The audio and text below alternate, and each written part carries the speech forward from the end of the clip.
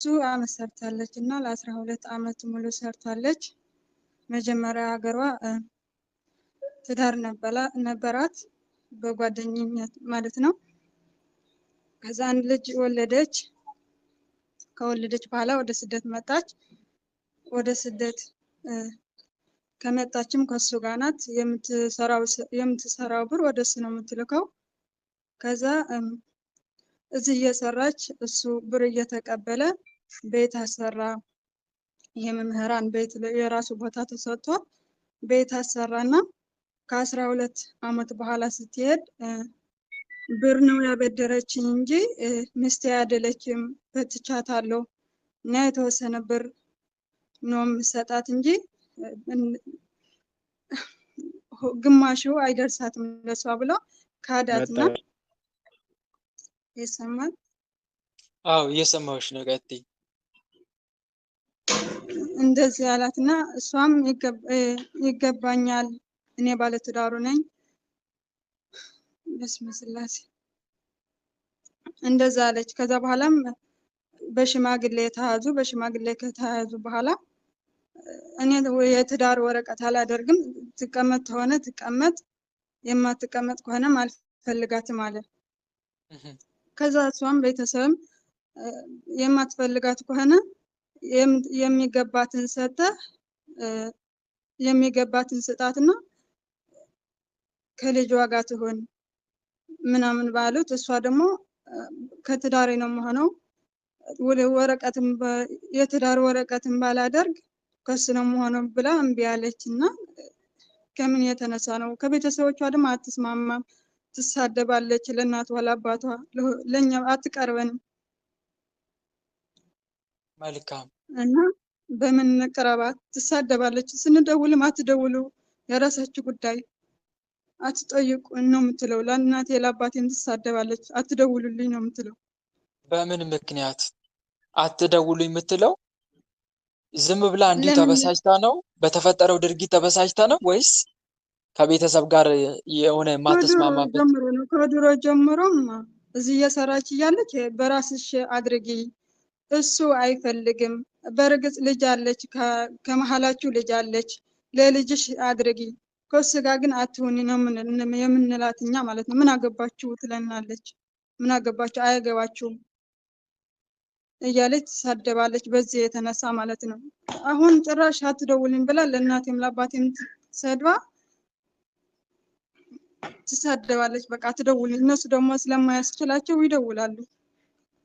እሺ ቆይ እስቲ እኔ የምልሽ አንደኛ ከአዳት አይደለ ባሏ ሲክዳት እሷ ምንድን ነው ያለችው? ወዲያው ከአዳት አይደል?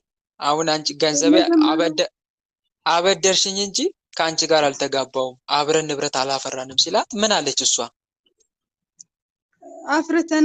አፍርተናል የኔ ነው 12 አመት ሙሉ የሰራሁት በአካውንት እየላኩ እንደነበርኩም አካውንት ይፈተሽልኝ አለችው። እሱ ጋርም እንደዛ አለችው። ከዛ ቤተሰብ ተሰበሰበ።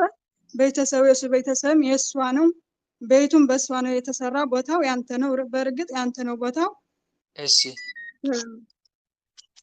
ቦታው የመምህርነት የተቀበልከው ነው፣ የተሰራው ቤት ግን በእሷ የተሰራ ብር ነው አሉት እህቶቹ ወንድሞቹ፣ የእሱ ማለት ነው። እሺ ከዛ እሱ ደግሞ ምን አገባችሁ አላቸው ለነሱ። ለእሷ ነው የምትደግፉ ለእኔ አትደግፉኝም ብሎ ከእነሱም ተጣላ። እነሱም እኛ ሀቅ ሰርተን ነው የምንመተው እንጂ ልጅህ ለምን እንደዚህ ሰሩ ብላ ልትቀየመን አንፈልግም። የ15 አመት ልጅ አለ፣ ለምን ትክዳት አለ? የማትፈልጋት ከሆነ ግማሹ ሰጠህ ነው የምትለካት እንጂ ሲሉት በቃ ለመቤታችን ብዬ ጥቼዋለሁ ምናምን ብሎ የትዳር ወረቀት ግን አላረግም፣ ለገንዘቤ ልትወስድብኝ ነው የመጣችብኝ አለ።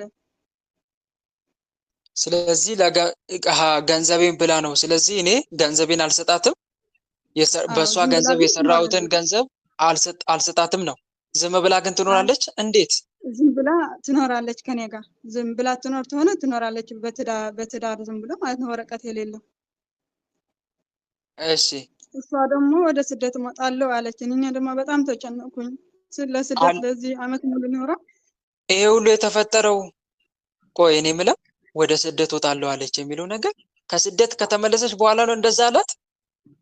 አዎ አሁን ደግሞ እመጣለሁ አለች። በወረቀት በኮንትራት ናትና አሳድሼ እመጣለሁ ቆይ አለች። ለምን እኔ ትመጣለች? ምለው አብራ የምትኖር ከሆነ ከትዳር አጋሯ ጋር ገንዘቡ የኔ ነው ያንቺ ነው ብሎ ነገር አለ እንዴ? አብረው የሚኖሩ ከሆነ እኮ ገንዘቡ የእሱ ብቻ ሳይሆን የሁለቱም ነው፣ አብረው ነው። ከኔ ጋር አብራ ትኖራለች። ቆይ ከኔ ጋር አብራ ትኖራለች፣ ገንዘቡ ግን የኔ ነው ብሎ ነገር አለ እንዴ? ገንዘቡ የእሱ ብቻ ከሆነ ከሱ ጋር አብራ የምትኖርበት ምክንያት ምንድነው ነው? እዚህ እኮ ነገር አይገባኝ እኔ እኮ ምክንያቱ ምንድነው? አንደኛ ይኸውልሽ ጋብቻቸውን ህጋዊ ማድረግ። ህጋዊ ስናደርግ ደግሞ በሁለት መንገድ ነው። አንደኛ መጀመሪያ ይሄ እኮ ነው ትልቁ ችግር። እንግዲህ እርግጠኛ ነኝ በቤተክርስቲያን ስርዓት አይደለም አይደል የተጋቡት? እንዲሁ ነው አይደለም። የመጀመሪያው ፈተና እሱ ነው። አንዱ ትልቁ ነገር ፈተናው አንዱ እሱ ነው። እህት ወንድሞች አደራ፣ ዛሬም ነገም ከነገ ወዲያም ደጋግሜ የምናገረው ነገር ምንድነው? ጋብቻችን እግዚአብሔርን በመጠየቅ ይሁን፣ በፈጣሪ ፈቃድ ይሁን፣ በራሳችን ፍላጎት ብቻ ተመርተን ምንገባበት ከሆነ አደጋው በጣም ከባድ ነው። ነገ ከነገ ወዲያ ምን እንደሚፈጠር አናውቅም። ስለዚህ የእግዚአብሔርን ፈቃድ እንጠይቅ። ስለተዋደድን ብቻ አንግባበት። የፈለገ ብትወዳት የፈለገ ብትወጂው እግዚአብሔር ከሌለ ከንቱ ነው። ፈቃድ እግዚአብሔር የሌለበት ትዳር ከንቱ ነው። አንድ እዚህ ጋር አደራ የምላችሁ ነገር የለም። እግዚአብሔርን እንጠይቅ። ወደድካት ወደድሽው ሱባኤ ግቢና ጠይቂ። ከዛ የእግዚአብሔርን ፈቃድ እወቂ። ፈቃዱ ከሆነ አጽናልኝ ብለሽ ተማጸኝ።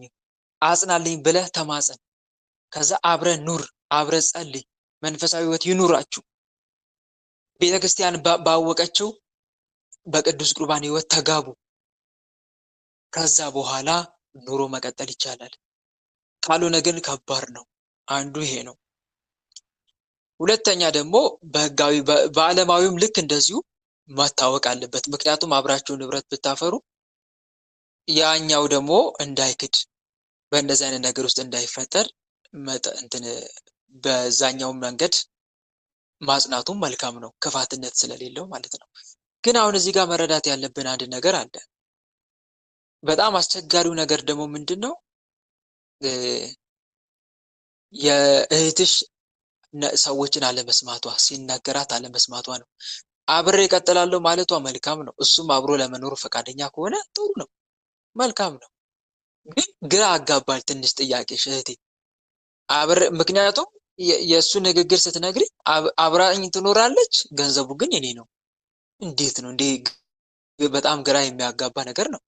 የትዳር አጋሪ አይደለችም ካለ መልካም፣ አንድ ፊቱን ቆረጠለት ነው። አብራኝ ትኖራለች፣ ገንዘቡ ግን የኔ ነው። ምን አይነት አባባል ነው? ግራ ያጋባል። እሷም ደግሞ አብሬው እኖረዋለሁ። እንዴት? ስምምነት የለም በመካከላቸው። ስምምነት ከሌለስ እንዴት ነው የሚኖሩት? ይህም ግራ ያጋባል። እና እዚህ ጋር በጣም ለመናገር ለመመለስም እያብራራው ለመመለስም የተቸገርኩበት ነገር ስለሆነ ነው። ግን ዞሮ ዞሮ እህታችን ማትሰማሽ ከሆነ ጆሮ ማትሰጥሽ ምንም ነገር በቃ ለቤተሰቧም ለአንቺም ሰድባችሁ የምታባር ከሆነ እሷን በጸሎት ማሰብ ነው የመጀመሪያው ስራ። አንቺ ማድረግ የምትችይው ነገር ተረዳሽ አይደል? አንቺ እህትሽን በጸሎት አስቢያት በደንብ አድርገሽ። አስፈላጊ ሆኖም ከተገኘ ሱባኤ እየገባሽ ጊዜም ካገኘሽ እንዲህ አይነት በእሷ ስምም የበረከት ስራ እየሰራሽ እግዚአብሔር ሆይ እህቴን ሰው የምታዳምጥ አድርጋት። ጌታ ሆይ እባክን እህቴን ልቦናውን መልሳት። በነገራችን ላይ ምናልባት እሱ የተነሳ አንጻር እየበደላትም ክፉ ነገር እያደረገባትም እሱን ነው ብላ ሙጥኝ የምትል ከሆነ ችግር ሊኖረው ይችላል። ምናልባትም እሷን የቀረበበት መንገድ መስተፋቅር ከሆነ እንዲህ ያደርጋል። በነገራችን ላይ ምን ከሆነ መስተፋቅር ከሆነ ብዙ ጊዜ እውር የሚያደርገው እየተበደልንም ክፉ ነገር እየደረሰብንም በቃ ሙጥኝ የምንለው አንድ ሰው ላይ እንደዚህ አይነት መንፈስ ካለ መስተፋቅር ካለ ወይም ደግሞ ከሱ የመጣ ቡዳ ዛር እንዳትረሳው የሚያደርግ ነገር ካለ አንዱ ከዚህ አንፃር ሊሆን ይችላል። እንደዚህ አይነት ችግር እየፈጠረ መስተፋቅር መንፈስ እየበደለሽ እሱን እንድትከተይ የሚያደርግ መንፈስ ነው። በነገራችን መስተፋቅር እንዲህ ነው ባህሪው። እየበደለ እያንጓጠጠሽ እየሰደበሽ እየረገጠሽ ትለማመጫዋለሽ መልሰሽ። እንዲህም የሆኑ እህቶች የሉ? ንገሩኝ እስቲ። ክብርሽን ዝቅ ከፍ ዝቅ እያደረገ እያዋረደሽ በሰው መሃል ቅስምሽን የሚሰብር ስድብ እየሰደበሽ እየሰደባት የምትለማመጥ እህት የለችም? ንገሩኝ እስቲ። አለ ወንድሜ ብዙ አሉ አይደል? እንደ ስድቡ እኮ ቢሆን ከሱ ጋር አብርሃም እንኳን አትቀጠልም። ምን አገባክ? እግዚአብሔር ይገስጽ። በአጭሩ እንደ ውሻ የሚያስከትል መንፈስ ማለት ነው። ሰውን መስተፋቅር እንደዛ ነው። እሷ እሱን እንደ ውሻ እንድትከተለው ወይኔ እንዲህ እየሰደባት እንዲህ ያዋረዳት ምን ቢያስነካት ነው ሁሉ ተብሎ እስኪወራባት ድረስ ምን ቢያስነካት ለራሷም ግራ ይገባታል። እንዲህ ያዋረደኝ እንዲህ ያንቋሸሸኝ እንዲህ እየሰደበኝ ምን ሆኜ ነው ቆይ እሱን መከተለው እብዶኝ ትላለች። ለራሷም ግራ ትጋባለች። በቃ ከእንግዲህ ተጣልቻለሁ ብላ እንደገና መልሳ ደግሞ ትመጣለች። እሱን ወደ መለማመት ትደርሳለች ማለት ነው። እንዲህ የሚያደርግ ምን ይመስላችኋል? ብዙ ጊዜ እሱም ልክ እንደዚህ እሷን ወይ ሊከተላት ይችላል። በእንደዚህ አይነት ነገር እየሰደበችው እያዋረደችው ውሻ ሆኖ ይከተላታል ማለት ነው። ይሄን ግን መስተፋቅር ብቻ ላይሆን ይችላል። ወንድሞች እንደዚህ የሚያደርገው መስተፋቅር ብቻ ላይሆን ይችላል። ከሱ ወይ ከሷ የመጣ ቡዳ ዛር መንፈስም እንዲህ ያደርጋል። ከሱ ወይም ከሷ የመጣ ቡዳ ዛር ራሱ እንዲህ እንድንሆን ያደርጋል። እና ምናልባት እህትሽም የምትከተለው ምናልባት እንዲህ እየከዳትም እንዲህ አይነት በደል እያደረሰባትም ዝም ብላ ብቻ ሙጥኝ የምትልበት አንዱ የሆነ ችግር ሊኖር ይችላል። ገንዘቧን ራሱ እንዳትጠይቀውም ሁሉ ሊያደርግ ይችላል። በነገራችን ገንዘቧን ሁሉ ጭምር እንዳትጠይቀው። ሰዎች ተንኮላቸው ምን ያደርጋሉ መሰላችሁ? ወንድሞች ሰውን ሲቀርቡ በተለያየ ምክንያት ሊቀርቡ ይችላሉ። በጋብቻም አሳበው ሊቀርቡ ይችላሉ። በጓደኝነትም በዘመድም ሊሆን ይችላል። ብቻ ይቀርባሉ። ሰውን ከቀረቡ በኋላ የግፍ አሰሪ መስተፋቅር ይልካሉ። ግፍ አሰሪ መስተፋቅር መንፈስ ከላኩ በኋላ ያ መንፈስ ሰዎቹ መንፈሱ ሲላክባቸው ሰርተው ወጥተው ያገኙትን ገንዘብ እንዳይሳሳቱ በጥንቃቄ እየቆጠሩ ለራሳቸው ምንም ሳያስቀሩ ከባንክም ይሁን ካስቀመጡበት ቦታ ገንዘባቸው ለሰው መላክና መስጠት ይጀምራሉ። ገንዘባቸውን ካላኩ የመንፈሱ ቅጣት ይጠብቃቸዋል። የሚልኩለት ቢያልቅባቸው እንኳን ሰርቀውና ተበድረውም ቢሆን እያመጡ ይልኩለታል። በቃ ገንዘብ ለዛ ሰው ይልካሉ ማለት ነው። እነኚህ ሰዎች መንፈሱ ሲያስልክ ግን ወይ በውድ ወይ በግድ ካላኩለት ግን ቀን ሌሊት ይጨነቃሉ። ገንዘብ እኮ አላኩለትም ደርሶ አዛኝ ይሆናሉ ማለት ነው። ሳይጠይቃቸው እንኳን የሚልኩም አሉ። ሳይጠይቃቸው አላኩለትም እኮ ብሎ ለምንድን ነው ቆይ ይሄን ያክል የምታስብለት? እኔ እንጃ በቃ ያሳዝነኛል። ግዴታዬም ነው ብለውም ሊከራከሩም ሁሉ ጭምር ይችላሉ። ይልካሉ ማለት ነው። እነኚህ ሰዎች ግን በሚያሳዝን ሁኔታ ለራሳቸው አያስቡ። የወደፊት ህይወታቸው አያስጨንቃቸው። ለኔ እኮ ምንም እያደረኩ አይደለም አይሉ። ስንት የተቸገረ የሚረዳ ሰው እያለ ያ ሰው ነው የሚታያቸው። በቃ ስንት የሚረዳ የተቸገረ ሰው እያለ ሚልኩት ገንዘብ እኮ ስንት ሰው ከጎዳና ያነሳል፣ ስንት ሰው ከችግር ያወጣል። የሚታያቸው ግን ያ ሰው ብቻ ነው ማለት ነው። እንዲህ ያደርጋል። በነገራችን ላይ ይሄ ክፉ መንፈስ በመጨረሻም ገንዘባቸውን ሲዘርፋቸው የነበረ ሰው ወደሱ ለመምጣት መዘጋጀታቸውን ሲረዳ ርህራሄ በሌለው ጨካኝ አስተሳሰብ እዛው ባሉበት ታስረው ወይም ሞተው እንዲቀሩ ያደርጋል። እነኚህ ሰዎች እንደው በአጋጣሚ ወደ ሀገር ቤት ገብተው ገንዘባቸውን ሲጠይቁ የለም ገንዘብሽ፣ ወይ ይከዳሉ በሰው አሁን ልክ እህታችን ጋር እንደምንሰማው ወይ ይከዳሉ። ይሄ በዚህ ሁኔታ በጣም ገደል የገቡ በጣም በርካታ እህቶች አሉ። በተለይ በእንደዚህ አይነት ነገር ደግሞ የሚጎዱት አረብ ሀገር ያሉት እህቶች ናቸው። በጣም 5 ዓመት 10 ዓመት 7 ዓመት ጠረው ግረው አፈር ድሜ በልተው ገንዘባቸውን ይዘው በቃ ልከው ይመጣሉ። ተሰርቶልሻል ቤት ይባላሉ። ይሄ ነገር ተደርጎልሃል፣ ቤት መሬት ተገዝቶልሃል፣ ወይም ብቻ ብዙ ተስፋ ይሰጣቸዋል። ሀገራቸው ሲገቡ ባዶ የለም። ምን አረከው ገንዘቤን? የለም በቃ እንደዚህ ችግር ገጥሞኝ እንዲህ አድርጌ በቃ ገንዘቡ ጠፍቷል። ወይኔ ብለው እዛው ቁጭ ይላሉ። በቃ ግራ ተጋብተው በቃ ያላቸው አማራጭ ምንድነው? እስኪ ንገሩኝ። ታውቁታላችሁ መቼስ። ምንድን ነው የሚያደርጉት? ያላቸው አማራጭ እንደገና ምን ማለት መልሶ መሄድ፣ መምጣት ወደ ስደት። በቃ እድሜያቸው እንደዚህ እያለቀ እየሆነ ይባክናል። ተመልሶ እኮ የመጡ በጣም ብዙዎች ናቸው እህት ወንድሞች።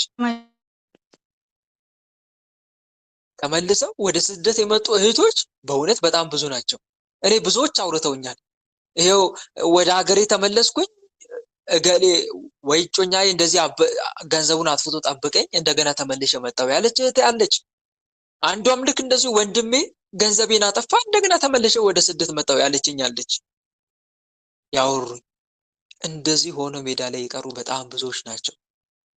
እና ይሄ መንፈስ ዓላማው እንደዚህ ያደርጋል፣ ገንዘብ ያስልካልና ሰውንም እንዳንሰማ ስንመከር ደግሞ ጭራሽ ጆሮአቸው ላይ የሚመክሩንን እንደው አረ ተው እባክህ ብለው በወዳጅነት ሊመክሩን ሰዎች እንኳን ሲቀርቡ ምን አገባሽ፣ ምን አገባ፣ በኔ ህይወት ያገባሃል፣ በኔ ህይወት ያገባሻል፣ የፈለኩትን ባደርግ ቀንተሽ ነው እያልን ጆሮአቸው ላይ ነው ስልካቸው የምንጠረቅመው ማለት ነው። ከዛ በኋላ መጨረሻ ላይ ቁጭት ነው። በቃ መክረውኝ ነበር እኮ ተመክሬ ነበር እኮ አልሰማ ብዬ ይሄው ጉድ ሆንኩኝ እያልን ማማረን እንቀጥላለን ማለት ነው። ይሄ ነው ትርፉ እህት ወንድሞች፣ ትርፉ ይሄ ነው። እና ፕሊስ ልንሰማ ይገባል አንዱ። እና እህቴ ዞሮ ይህን ጥያቄ የጠየቅሽው ምናልባት እህትሽ የዚህ ሰለባ ሆና ሊሆን ይችላል። ደግሞ እኮ ያሳዝናል። እንደገና ሰርታ ወደ ኢትዮጵያ ገብታ ስትከዳ እንደገና ወደ ስደት እያሰበች ነው። ተመልከቱ። ይሄ ችግር የለውም ብላችሁ ታስባላችሁ?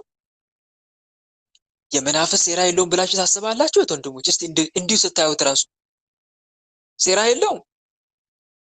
እች ልጅ እኮ ሰርታ እንደገና ወደ ስደት ለመምጣት እያሰበች ነው። ተመልከቱ።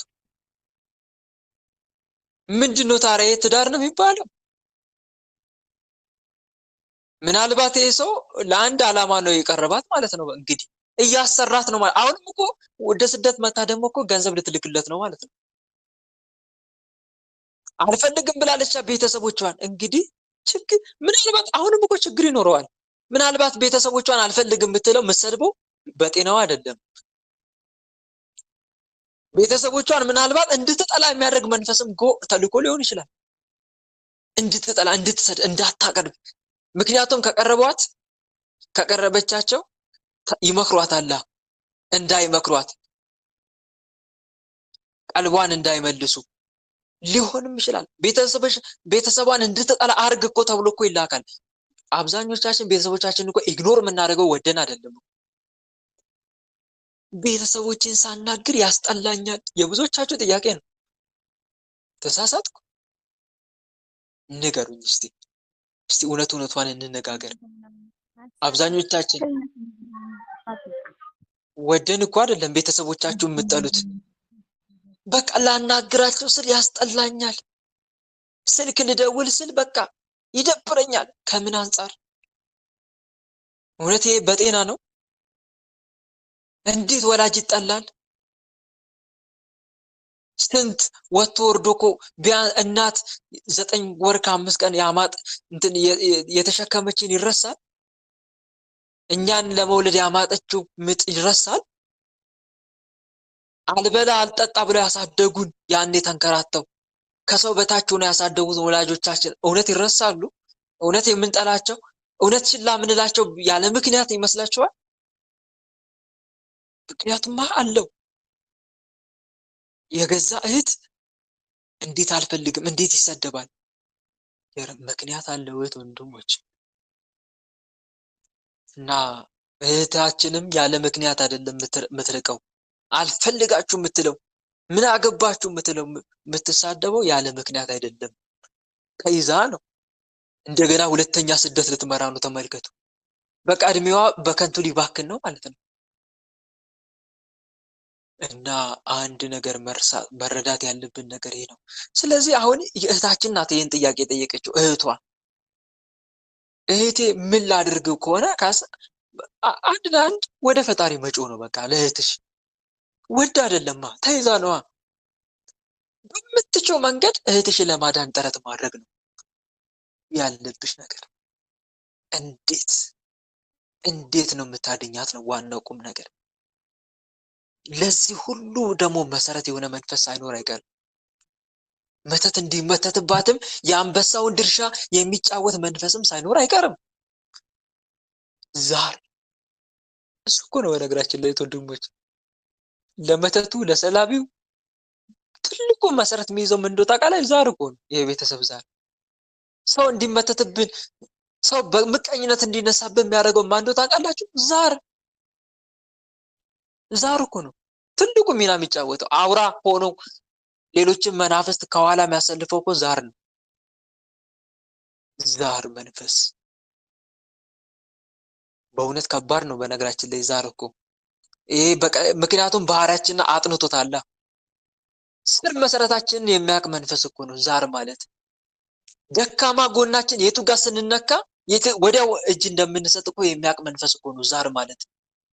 እገሌን የትኛውን ቁስሉን ብነካው ነው ወዲያው የሚንበረከክልኝ ብሎ ካልኩሌት ያደረገ መንፈስ ማለት እኮ ነው ዛር ማለት።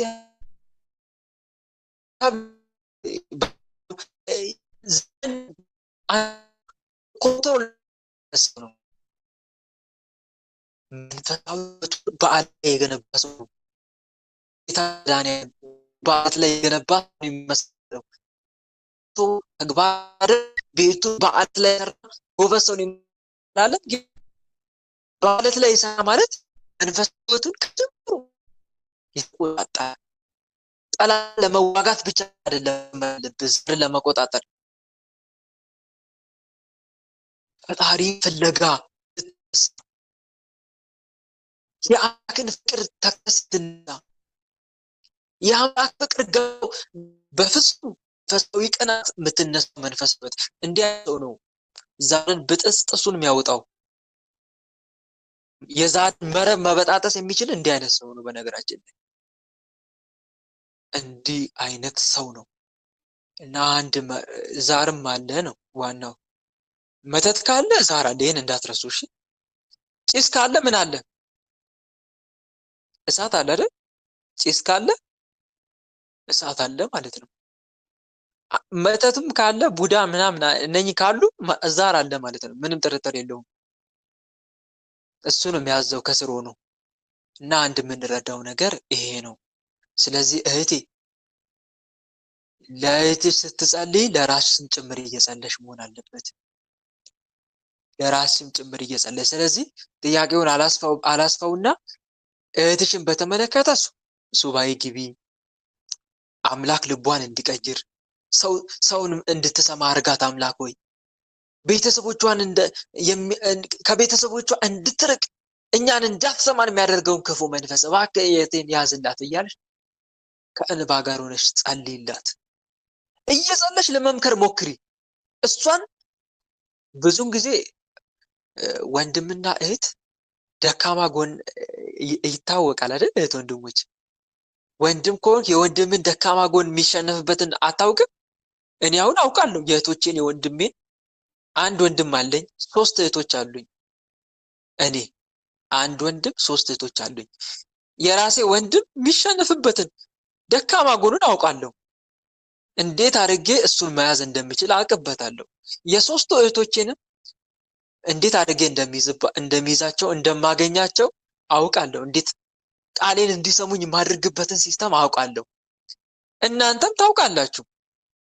የእህቶቻችሁን የወንድሞቻችሁን ጸባይ ታውቃላችሁ። እንዴት አድርጋችሁ መያዝ እንደምትችሉ፣ እንዴት አድርጋችሁ ትኩረት እንዲሰጧችሁ የምታደርጉበትን ሲስተም ታውቃላችሁ አይደል? በዛ መንገድ ግቡባቸው። በዛ መንገድ ግቡባቸው። ይሄን ስታደርጉ ግን በጸሎት ታግዛችሁ።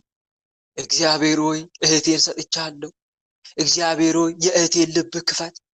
እግዚአብሔር ሆይ እህቴን ልመክራት እየሄድኩ ነው፣ እባክን እንድትሰማኝ አርጋት እያለች እየተማጸነ ወንድሜን እንድትሰማው አድርገው እባክን፣ ለአንተ ቀላል ነው አምላኬ፣ እባክህ ልቡን ክፈትለት፣ እባክህ ወንድሜን ከኔ እንዲርቅ የሚያደርገውን ክፉ መንፈስ ያዘው፣ በማዕከላችን ቅደም፣ በማዕከላችን አንተ ሁን፣ ሾሜሃለሁ በማዕከላችን ስላለው ግንኙነት እያልክ ትማጸናለህ ከልብ ሆነ። ከዛ በኋላ ወንድምን ለማናገር እንዴት አድርጌ ላግኘው፣ ቤት አይነት ሲስተም ሄጄ ላግኛት ትላለህ። ስትገናኝ ደግሞ ዘው ብለህ ቶሎ ብለህ እንዲህ አድርግ እንዲህ ማድረግ የለብም አይደለም። አስቀድመህ ታወዘዋለህ ጨዋታህን ከወንድም ጋር ያለው። መጀመሪያ አስቀድመህ ሌላ ነገር ነው የምታወራው፣ ሌላ ነገር። ከዛ ጣል እንደ ስኳር በንግግር መሃል ጣል ወደ ቁም ነገር ትገባለህ። ቀስ እያልክ ነካ እያደረክ ደግሞ ትፈትሸዋለህ። ነካ ስታደርግ እጭ ደግሞ አነሳ ጀመረ ደግሞ ካለ እሺ በቃ ትቼዋለሁ ትላለህ። እንደዚህ የሚያደርጉ ሰዎች አሉ አይደል ወንድሞች? ገና ስትጀምሩባቸው እጭ ጀመረ ደግሞ አሁን ጸሎት ይለኝ እኮ ነው ካለ ተወት ታደርጋለህ ለጊዜው። ቀስ እያልክ ደግሞ አሁንም ሲስተም ትፈጥራለህ። አቤት እንዲህ እኮ አይነት ብላት መጠቀም በእውነት ጥቂቶች ሰዎች ነው የሚችሉበት። አብዛኞቻችን አናውቅበትም እኮ እንዲህ አይነት ሲስተም መጠቀም አንችልበትም። ወደ ገደለው ነው የምንገባው ዘው ብለን በቃ። ከዛ በኋላ እናርቀዋለን ያንን ሰው ቶሎ ብለን። አይመቸኝም እንደዛ አይነት ወሬ። እጇ አስገብታን የላፈርት ብላና እግዚአብሔር ይገስጸን። እና ብዙዎቻችን እንዲህ አይነት ሲስተም አናውቅበትም። በቃ ወደ ገደለው እንገባለን። ያ ሰው ድምጥቅልቁን አውጥተን እንለያያለን። ሁለተኛ እንዳታናግርኝ እንዳላናግርክ፣ እንዳታናግረኝ እንዳላናግርክ ብሎክ እንቦላለክና እንለያያለን። አቀራረብ ይወስነዋል። መጀመሪያ አቀራረብ ላይ ስተሰርታል ማለት ነው። ዘው ብለህ መግባት አልነበረብህም። መጀመሪያ ስለሚወደው ነገር አውራ። ምን ለጠጪ ሰው የምን ወሬ አውራው ይባላል? እስቲ ንገሩኝ። ለጠጪ ሰው የምን ወሬ አውራው? የመጠጥ ወሬ አውራው። የሚገባው እሱ ነው። በዛ መንገድ ስትገባበት ነው የሚረዳክ። የመጠጥ ወሬ አውራው መጀመሪያ አጀማመር። ከዛ ቀስ እያልክ ደግሞ ከዛ መንገድ የሚወጣበትን ሲስተም ትጠቀማለህ። ገንዘብ ለሚወድ ሰው አስቀድመህ በሚወደው ትገባበታለህ። በሚወደው ልክ እንደዛ ማለት ነው። ምንድነው የሚወደው እገሌ ብለህ መጀመሪያ አጥና። ስለዛ ሰው ባህሪ ምንድነው የሚወደው? እስቲ በጣም የሚወደው ነገር ሴንሲቲቭ የሚያደርገው ነገር ምንድነው? ያንን ሰው አጥና። ከዛ በሚወደው ትገባለህ። ይሄ ነው በቃ ደካማ ጎን አወክ ማለት በዚህ መንገድ ስትገባበት። ከዛ ቀስ እያልክ ደግሞ ወደ ዋናው መስመር ታመጣዋለህ ማለት ነው። እና እንዲህ አይነት ሲስተም የመጠቀም ብልሃት ልናበጅ ይገባል፣ ሊኖረን ይገባል ወንድሞች። እና ይሄ ነው። እና እህቴ አንቺም ልክ እህትሽን ስትመክሪያት እንደዛ ነው። መጀመሪያ ስለ እህትሽ ባህሪ እስቲ ምን ሲናገሯት ነው የምትናደደው፣ ምን ሲናገሯት ነው ደግሞ የምትወደው የሚለውን አጥኚ ባህሪዋን። ከዛ በምትወደው ግቢ። ስትጀምሪ ምንጊዜም ከምትወደው ጀምሪላት። ከዛ ቀስ እያልሽ ወደ ዋናው መስመር ታመጫታለሽ ማለት ነው። ይሄን እኮ ነው ጌታ መድኃኒዓለም እኔ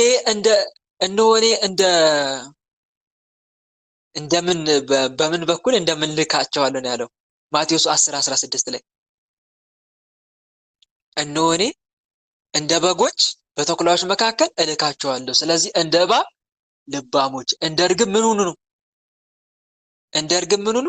የዋሆች ሁኑ። ከጌታ መድኃኒዓለም እንማር። ጌታ መድኃኒዓለም ገበሬው ጋር ሲሄድ ስለ እርሻ ነው የሚያወራው።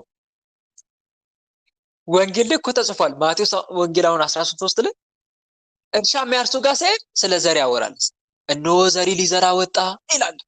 እርሱም ሲዘራ በአንዳንዱ በመንገድ ዳር ወደቀ፣ ወፎችም መጥተው በሉት። አንዳንዱ በጭንጫ ላይ ወደቀ፣ ጥልቅ መሬት ስላልነበረ ወዲያው በቀለ፣ ፀሐይ በወጣ ጊዜ ግን ጠወለገ እያለ ስለ ዘር ያወራል። አሳ አጥማጆች ጋር ደግሞ ይሄዳል። አሳ አጥማጆች ጋር ሲሄድ ደግሞ ልክ በመረብ እየመሰለ መንግስተ ሰማይ በመረብ ትመሰላለች እያለ ይነግራቸው ነበር። ደግሞ አንዳንዱ ጋር ደግሞ ግንበኞች የናቁት ድንጋይ በሚገባቸው እኮ ነው የሚነግራቸው። አፌን በምሳሌ ከፍታለሁ እንዳለው ከቀድሞ ጀምሮ ያለውንም ተምሳሌት እናገራለሁ። መዝሙር 72 ላይ መዝሙር 77 ቁጥር 2 እንደተጻፈው በምሳሌ ነው የሚያስረዳው ሰው በሚገባው መንገድ። እና ማውራት መናገር ያለብንም ሰውንም ስንቀርብ መጀመሪያ ያንን ሰው ባህሪ እንወቅ። እገሊት ምንድነው የምትወደው? ምን ሲነግሯት ነው ሴንሲቲቭ የሚያረጋት? ምን ሲነግሩት ነው በጣም ስሜታዊ የሚሆነው ያ ሰው? ይሄንን አጥንተን ትቀርበዋለህ ማለት ነው። እና ይሄን ይመስላል።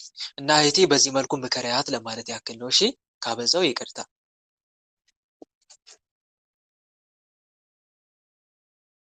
ይሄን ይመስላል። እሺ ተራ ቁጥር እስቲ ወደ መጀመሪያ ልመለስ። እስቲ ቅድም ስጠራ ምናልባት ያልነበራችሁ አሁን ልትመጡ ትችላላችሁ። ተራ ቁጥር 1 ማን ነበረ? ቅድስት ተጻድቅ ነው የሰማዕቷ ወዳጅ። እሺ ቀጥይ። አዎ ይሰማል።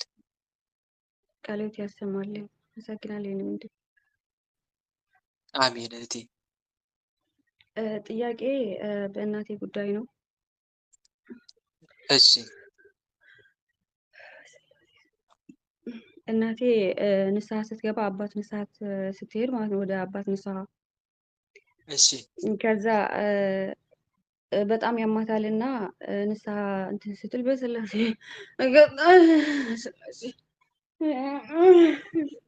በስመ አብ ወወልድ ወመንፈስ ቅዱስ አሐዱ አምላክ። በስመ አብ ወወልድ ወመንፈስ ቅዱስ አሐዱ አምላክ።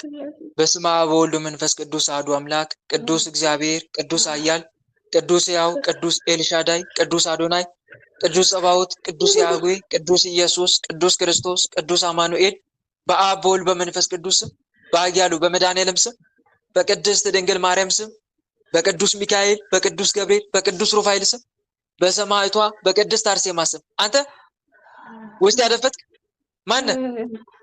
ማነው የምትፈታተናት? ማነው የምትፈታተናት? ውስጥ ያደፈጣችሁ ተናገሩ። በሰማዕቷ በቅድስት አርሴማ ስም ተይዛችኋል። ተናገሩላችሁ። ተናገሩ። ማን ነህ? ማን ናችሁ? አሾክሻኪ። ሌላስ? አሾክሻኪ። ሌላስ? የዛር መናፍስት። የዛር መናፍስት ማን ናቸው? የዛር መናፍስት ማን ናቸው? ከአያት የመጣ ከአያት የመጣ ማን ነው? ከአያት የመጣ ማን ነው? ማን ከአያት የመጣው?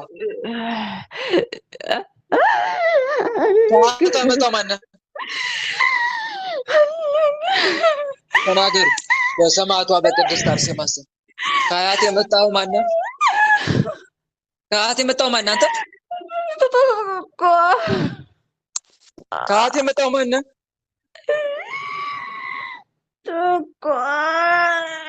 ጠቋር። እሺ ጠቋር። ሌላስ? ሌላስ? ጠቋር። ሌላስ? የዝሙት መንፈስ። ሌላስ? ሌላስ? የዝሙት መንፈስ። ሌላስ? ሌላስ ማን አለ?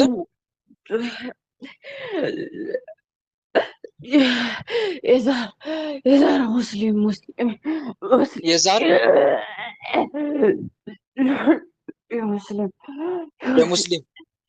የሙስሊም ዛር። አባቷ አባቷ ሙስሊም ነው። እሷ ብቻ ናት ክርስቲያን። አባቷ ሙስሊም ነው። አባቷ ሙስሊም ነው። አባቷ ሙስሊም ነው። በላ ቤተሰቧ የአባቷ ዘር በሙሉ ሙስሊም ነው። እሺ ሌላ የቀረ ማን አለ? ሌላ የቀረ አይነጥላ እሷ ልጅ እያለች ወደ ጠንቋይ ወሰዷት። አይነጥላ እናስወጣለን ብላ ነጥላ አስገባላት እና የገባላት።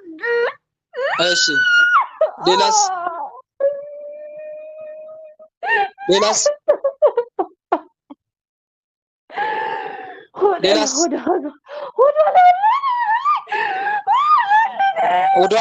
ወደ ላይ ያለው ማን ነው? ወደ ላይ ያለው ማን ነው?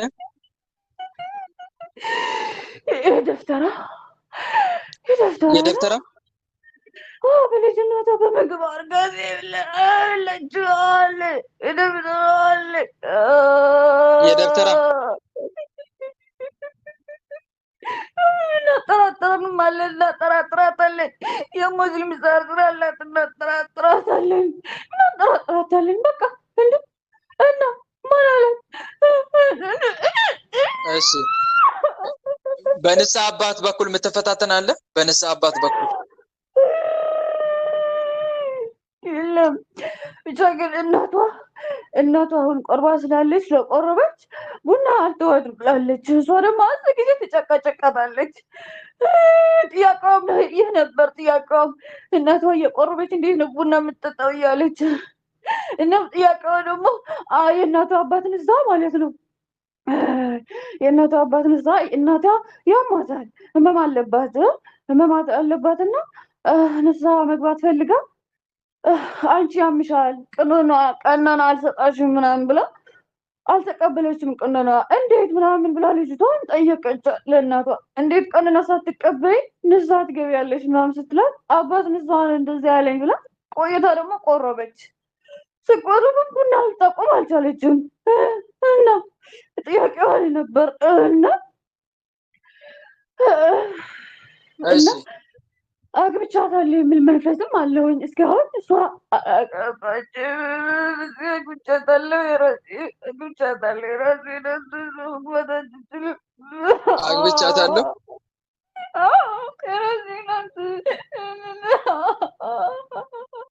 ቆይ ንስሐ አባቷ ጋር ስትሄድ ነው ንስሐ አባት ያምሻል አልሰጥሽም ያላት? የእናቷ አይደለም የእናቷ እሷ ስደት ነው ያለችው እንዴ። የእናቷ ንስሐ አባት አላት። ከዛ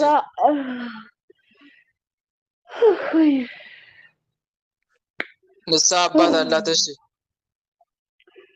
ንስሐ አባት አላትና የእናቷ ንስሐ አባት ከዛ ሄዳ ንስሐ ስትቀበል ንስሐ ገባች። ከዛ አባት ንስሐ ደግሞ አንቺ ስለሚያምሽ በቃ ችግር የለውም። እሷ ደግሞ አይ ቆርባል ማነው እሰግዳለሁኝ ችግር የለውም። ጸሎት ምንድነው ከበክተውማ ዋይ ጾማለሁ እሰግዳለሁ ስትል እምቢ አሏት። አዎ ችግር የለውም አንቺ ስለሚያምሽ ችግር የለውም እግዚአብሔር ያውቀዋል ብሎት ከዛ ወዲያም ቆረበች። አልቆየችም። ከዛ ለልጇ ስትነግራት እንዴት ይሆናል አንቺ እየፈለግሽ እሱ ለምን እምቢ አለሽ አለቻት። እንደዛ አለኝ ምናምን አለች የነበር ጥያቄዋ እሷ ልጠይቅ የፈለገችው ነበር። በንስሐ አባቷ ጋር እናትየውን በንስሐ አባት እየደም ይፈታተናሉ። አይደለም በንስሐ አባት በኩል በሰማዕቷ በቅድስት አርሴማ ስም በሰማዕቷ በቅድስት አርሴማ ስም ተናገሩ። ተናገሩ። በሰማዕቷ በቅድስት አርሴማ ስም ተናገሩ። ሰላም ለጽንሰትኪ ለሊቀ ጳጳሳት በጸሎቱ ወለልደትኪ እምከርስ ለእግዚአብሔር ጊዜ ስምረቱ እስመ አንቲ አርሴማ ለጻቄ ባዕልተ ቤቱ ልሳኔ አስተሰናአዊ ተቋም ንባብ ዝንቱ ማይቶ ተማሌት ለኪ ከመእሲም ቦቱ። ሰማዕቷ ቅድስት አርሴማ ይበቀል። ሰራዊታችሁ ሰብስቡ። ቶሎ ተዋን፣ ቶሎ ቱ ሁላችሁ ወጡ። ምናስጨንቃታለን። በጣም ነው ምናስጨንቃት። በሃይማኖቷ በጣም ነው ምናጠራጥራት። እየዋሽ እኮ ነው እንላታለን። በጣም ነው ምናጠራጥራት በሃይማኖቷ። አዎ በጣም ነው ምናጠራጥራት። የሙስሊም አባት ስለሆነች በቃ እንደዚህ ምናምን በቃ በጣም ነው ምናጠራጥራት። በጣም ምን እያልክ ነው የምታጠራጥራት? ምን እያልክ ነው የምታጠራጥራት? እንደዚህ አይደለም። ከዚህ በፊት በቃ በብዙ ነገር በቃ በሃይማኖት በዝሙት በብዙ ነገር ምንፈትናት። ከአሕዛብ ጋር ታከራክራታለህ እንዴ? ታከራክራታለህ ከአሕዛብ ጋር? ከአሕዛብ ጋርም በቃ እንትን በቃ የሙስሊም ዘር ስላላት በቃ ደግሞ የሃይማኖት ማወቅ ትፈልጋለች። ግን በቃ ጭንቅላቷን ዝግት እንዳትናገር ብዙ ሰው መለወጥ ትፈልጋለች። ግን መነግረን በቃ ዝም እንዴ አሁን ጀምሬ አይደለ እንዴ መጣሁት እስከምትል ድረስ ማለት ነው። ዝም እንዳታወራ ከሙስሊሞች ጋር ደግሞ ማለት ነው። ከክርስቲያኑ አንድ ሙስሊም ብቻ ነው የሚጠይቃት። በቃ ሙስሊም ብቻ ለትዳር ለትዳር ነው እንዲጠይቋ የምታደርገው። አዎ ከልጅነቷ ጀምሮ በቃ ሙስሊም ወንድ ብቻ ነው የሚጠይቃት። በቃ ሙስሊም ብቻ ነው የምትጠየቀው። በቃ ወደ ግንባር ወጡ። ሌላ ሲቀር አለ የቀረ የተደበቀ በስተማቷ በቅድስት አርሴማ ስም የተደበቀ ሌላ የተደበቀ ድወይ በሽታ የሆንባት ይሄ ሳምንት አለን። እባክህ በቃ ዝም በል። ዋይ ምንድን ነው? ሰራዊትን ሰብስብ። በሽታን ማንሳ በሽታ የሆንባት አለ። በቃ በሽታን አንሳነጣ እግሯ ላይንም እግሯ ጭንቅላቷን በቃ እንይዛታለን። ከዛ ወጥተን ደግሞ ወደ ሴትዮዋ ሄደን ለራስ እናስጨንቃታለን። ስራ ታስወጥቻለች እኮ ስራ እኮ እንደዚህ ታደርጋታለች ያለ ማለት ነው። እናስጨንቃታለን። ስራችን እኮ ነው። ስራችን ነው ማስጨነቅ። ዝም ብለን በቃ ማስጨነቅ፣ መለፍለፍ። በሽታን አንሳ፣ መለፍለፍ። በሽታን አንሳ፣ አንሳ በሽታን። ጭንቀትን በሽታን አንሳ እናውጣ በሰማዕቷ በቅድስት አርሴማ ስም። ሰማዕቷ በቃ ላንቺ አሳልፌ ሰጥቻለሁ የዝሙት መንፈስ አለቻት። ቶሎ ታይ ዝሙት መንፈስ ነው። አሁን ለገብርኤል አንተ ራስህ ያዛቸው እያስጨነቀኝ ነው እባክህ ራስህ ያዛቸው አለች ለገብርኤል። ገብርኤል ይሰማታል እሱማ ይሰማታል። ሰራዊትን ሰብስብ ሰራዊታችን ወደኋላ ላይ ያለን በቃ ዝም ብለህ ውጡ። ደፍተራለን በልጅነት አይገባን ውጡላችሁ፣ ሁላችሁም ውጡ። በሰማዕቷ በቅድስት አርሴማ ስም በሊቀ መላእክት በቅዱስ ገብርኤል ስም ውጡ። አሁን ደግሞ እምነት በሰው ላይ እምነት የላትም። በተለይ በወንድ እምነት የላትም። የመጀመሪያ የነበረ ጓደኛዋ ስለካዳት እኛ ራሳችን እኮ ነው ያስቀጠናል። እሷ ግን በቃ እግዚአብሔር ይመስገን አውረ ቶሎ ሰራዊታችሁ ሰብስቡ።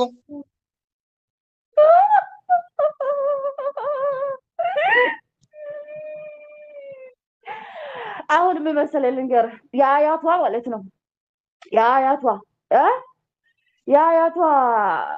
ምንድነው ስላሴ ደግሞ የአያቷ ማለት ነው አክስቷ ላይ ነበር። አክስቷ ነበር የምትቀድምለት። በቃ ይታረዳል። በቃ ምን ልበልህ ብዙ ነገር ይደረግለታል። ከዛ አክስቷ አሳበበ ገደላት። አያቷ ሞታለች፣ ገደላት። አሁን ማለት ነው የአክስቷ ልጅ ነው ያለ ነው። እሷም ታውቃለች እንዳለ እሷም ታውቃለች። እናቷም ትናገራለች፣ እባክሽ ይሄን ነገር ይጣሉ፣ ተው ሰይጣን ነው ትላለች። ተው እንጂ ተው ትላለች። ገዛኛ ደግሞ ታውቃለህ፣ ሁለት ጊዜ መቅጠራ ተበጠሰ ማለት ነው። የዘር መንፈስ ስትል መቁጠሪያ ማለት ነው። አሁን ራስ ተበጠሰ ቁጥር ያለው ከዛ ወደ ስግደት ቀየረችው። መቁጠሪያ ሲበጠስባት ማለት ነው ወደ ስግደት ቀየረችው። አምላኬ መድኃኒት አንተ ራስ ያዛቸው እኔ ደካማ ነኝ እያለች ማለት ነው። ያዛቻቸው በመድኃኒዓለም ለእሷ አሳልፋ ሰጠች። ሰራዊትን ሰብስብ ቶሎ ውጡላችሁ።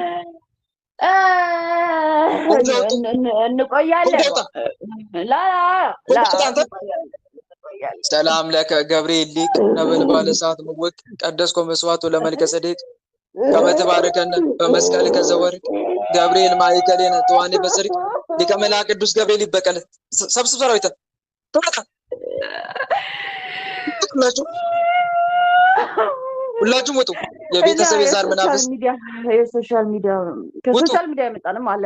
ውጡ ሁላችሁ በቃ ፍጥጥ ጨርስ ማለት ነው። መጀመሪያ እንዳትሰግድ ማለት ነው። ሰራዊታችሁን ሰብስቡን የተባላችሁት ሳታ ታባከን ተወጣ ተወጡላችሁ። በአብ በወልድ በመንፈስ ቅዱስ በአብ በወልድ በመንፈስ ቅዱስ በኃያሉ በመድኃኔዓለም ስም በኃያሉ በመድኃኔዓለም ስም በኃያሉ በመድኃኔዓለም ስም በቅድስት ድንግል ማርያም ስም በቅድስት ድንግል ማርያም ስም በቅድስት ድንግል ማርያም ስም ቅድስት ድንግል ማርያም ታቃጥል።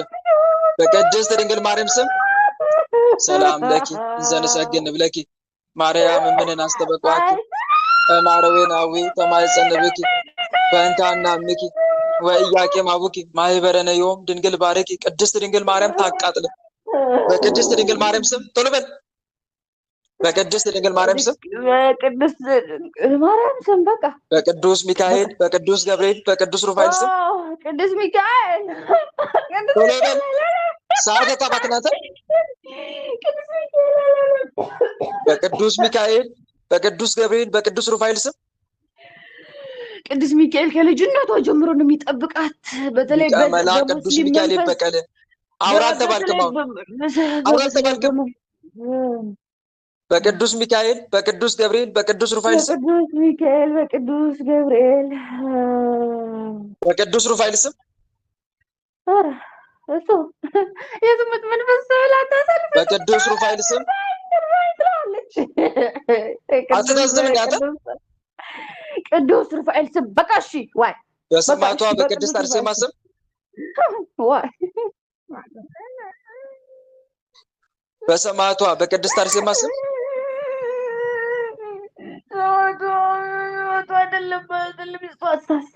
በሰማዕቷ በቅድስት አርሴማ ስም በሰማዕቷ በቅድስት አርሴማ ስም ሁላችንም ከነሰራዊታችን ሁላችንም ከነሰራዊታችን ከመላ ሰውነቷ ከህይወቷ ወተን የሚታሰሩ ነው ያለችው። ሳይሰረን በገብርኤል ስም ከመላ ሰውነቷ ከህይወቷ ወተን ከመላ ሰውነቷ ከህይወቷ ወተን ፈተናችንን ሙሉ ለሙሉ አንስተን ፈተናችንን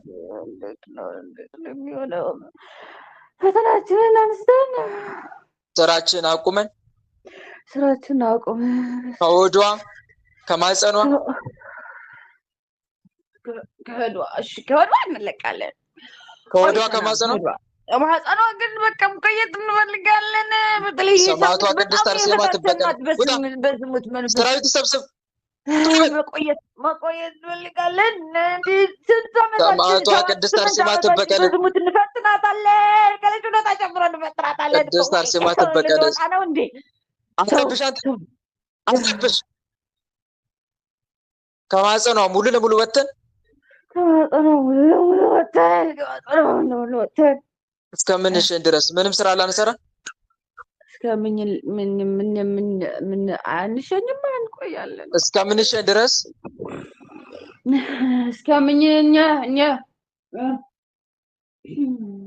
እስከምንሽን ድረስ እስከምንሸኝ ድረስ እሺ ምንም ስራ ላንሰራ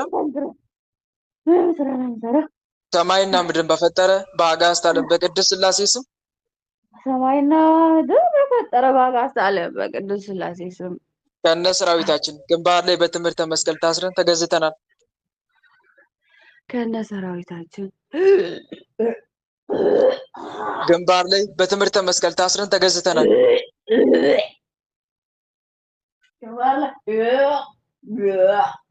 ግንባር ላይ በትምህርተ መስቀል ታስረን ተገዝተናል። ግንባር ላይ ታዝረን ተገዝተናል። ልቧ መልስ ልቧን በስላሴ ሰዓታችንን አባከንብን በጣም ብዙ ሰዓት። እግዚአብሔር ይገስጸው። እሺ እህቴ ይሰማል? ይሰማሉ። ምንድን ነው ጥያቄ መጠየቅ ትችያለሽ። አሁን ቅድም ያቋረጥሽውን። እሺ አመሰግናለሁ። እግዚአብሔር ያክብርልኝ ወንድማችን። ጥያቄ እናቴ ያማታልና ከዛ ወደ ንስሐ አባት ሄደችና ንስሐ መግባት ፈልጋለሁ፣ ከዛ ደግሞ መጾሙንም እንዲሁም ቀነና ፈልጋለሁ አለችው። አይ አንቺ ስለሚያምሽ ችግር የለውም ንስሐ ግቢ፣ ግን ቀኖናውን እንትን ችግር የለውም እግዚአብሔር በሚያውቀው አንቺ ስለሚያምሽ አላት። ከዛ እሺ ብላ ያው እንትን አለች። አልቆየችም፣ ወዲያም ነው ወደ ቁርባን የገባችው፣ ወዲያም ቆረበች። ከዛ ነገረችኝና እንደዚህ እንደዚህ አደረኩኝ፣ ግን አባት ንስሐዬ እንደዚህ እንደዚህ አለ አለችኝ። ከዛ እንዴት ይሆናል ያኔ አንቺ ልትቀበይ ልትጾሚ እንትን እያልሽ እሱ ለምን አልሰጣሽም ምናምን ስላት፣ አይ እሱ ነው ያለው አባት ንስሐዬ እንደዚህ አለ ምናምን አለች። ያመኛል ብላ ተናግሮ ነበር። አዎ እንደሚያማት ያውቃል። አዎ እኮ ግን ህመሙ እንዳጸልይ እንዳሰግድ ያረጋታል፣ ይከለክላታል። ይከለክላታል፣ ግን እቀበለዋለሁ ችለዋለሁ ብላ ነበር። ከዛ ይሄ ነገር እንዴት ነው አንቺ እየፈለግሽ እንዴት እንደዛ ይላል ምናምን ስላት፣ አይ እንደዛ አለ በቃ። አባትም ሰውም ደግሞ አውቀዋለሁ ያኔ ጥሩ ሰው ነው፣ ግን እንደዛ ሲላት ደግሞ እንትን አልኩኝ፣ ይሄ ነገር ተቀባይነት አለው ወይ? እየቆረበች ነው አሁንም፣ ግን ተቀባይነት አለው ወይ? በዛ ላይ ደግሞ እንትን ቡና እየጠጣች እምቢ አለችኝ። አሁን በቃ ትቆርባለች። በቆረበችም ቀን ለራሱ እየጠጣች ነበር።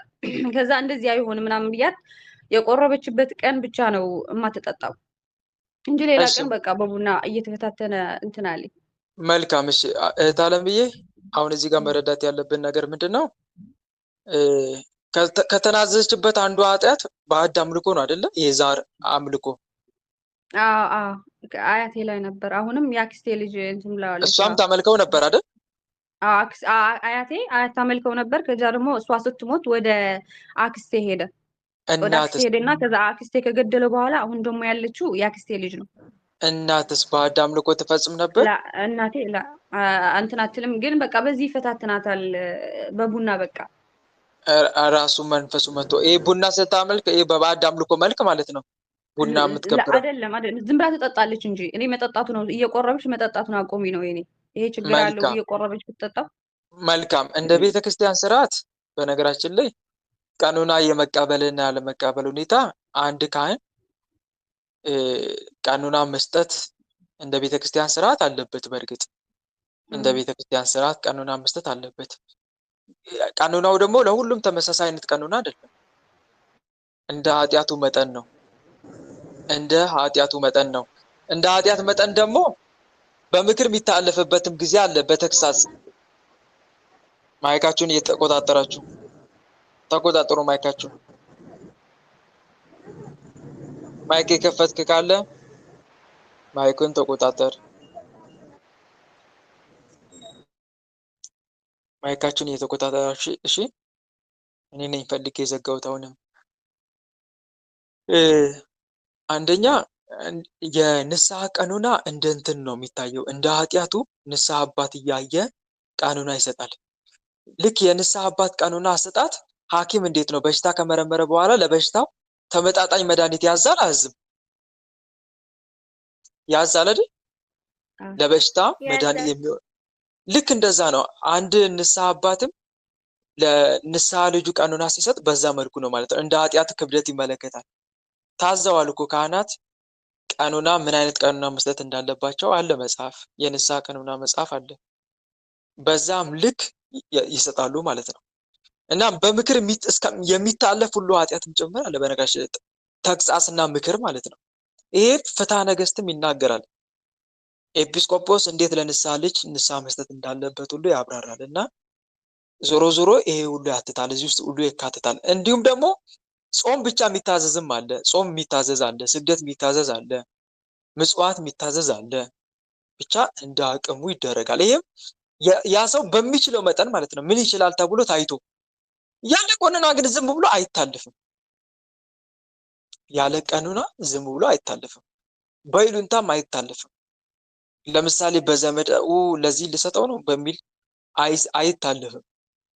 አንድ መረዳት ያለብን ነገር ይሄ ነው። በተለይ ደግሞ ንስሐ ልጅ እችላለሁ እያለ ቀኖናውን ስጡኝ እንዳቅሜ እችላለሁ እቀበላለሁ እያለ አትችልም አልሰጥም ማለት ንስሐው ደግሞ ቀኖና የሚያስፈልገው ሆኖ ሳለ አትችልም ማለት ተገቢ